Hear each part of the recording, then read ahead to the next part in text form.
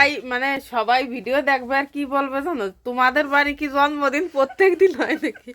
তো আমাদের বাড়ি প্রত্যেক দিন হয় না, এত যদি জনসংখ্যা থাকে তো। আর আমাদের আজকের বার্থডে বয় হচ্ছে এই যে ঘটা করে বসে আছে কেক কাটার জন্য।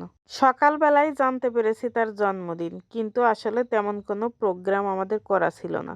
কিন্তু ওই যে আমার ছেলের কর্নে একবার গিয়েছে, তার তো এখন সেলিব্রেট করতেই হবে। তার কারণে আমি একটু মিষ্টি মুখ করানোর জন্য হালকা পাতলা করে সিমাই রান্না করে নিচ্ছি। আর আমাদের বার্থডে বয় দেখেন আমাদের জন্য বিকালবেলা কত কত চকলেট পটেটো নিয়ে আসছে। আর আমার মেজো বোন এই যে বিকালে বাড়ি ফেরার সময় একটা হাতে করে কেক নিয়ে আসছে। তো যাই হোক, হঠাৎ করে সুন্দর একটা আয়োজন হয়ে গেছে। ছোট ছোট এই যে আয়োজনগুলো নিজেদের ভাই বোনের ভিতর বন্ডিংটা কিন্তু অনেক বেশি ভালো করে। এই সামান্য একটু আয়োজনে সবাই আমরা কত বেশি খুশি, তাই না? যারা খুব অল্পতেই খুশি হয় তাদের কিন্তু সহজেই খুশি করা যায়, কিন্তু যাদের চাহিদা আকাশ সমান তাদের কিন্তু কখনোই আপনি খুশি করতে পারবেন না। আর আমার মতে কি জানেন, তাদের খুশি করার চেষ্টা করাটাই বৃথা।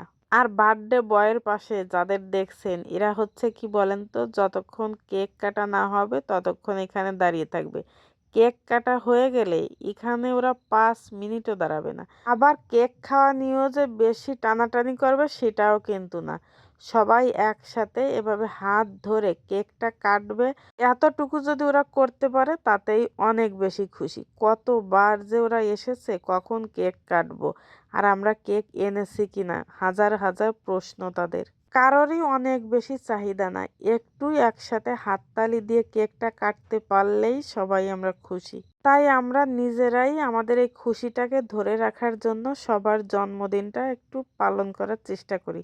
আর এইসব ভিডিও দেখে আমার কাছে প্রায়ই সবাই বলবে কি, তোমাদের বাড়ি কি জন্মদিন লেগেই থাকে নাকি? আবার আমার কাছে এই প্রশ্নগুলো যারা করে আমার কিন্তু খুব ভালো লাগে। আমি বুঝি তারা অবশ্যই আমার ভিডিও বা আমার ছবিগুলো দেখেছে জন্যই এই প্রশ্নটা করেছে। তো সবাই আমার ভিডিও দেখবেন, ছবি দেখবেন, আর বেশি বেশি আমাকে প্রশ্ন করবেন। আপনাদের প্রশ্নগুলো শুনে আমার খুব ভালো লাগে। তো আমাদের কথা বলতে বলতে কিন্তু কেক কাটা শেষ।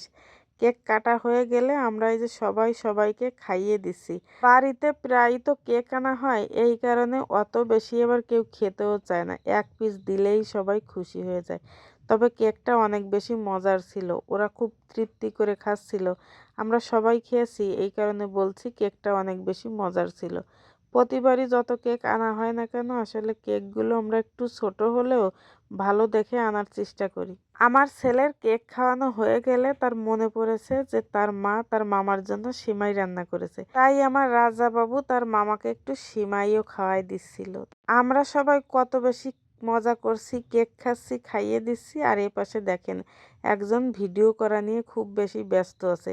তো শেষকালে তাকেও আমি একটু আপনাদের সঙ্গে দেখিয়ে বিদায় নিলাম।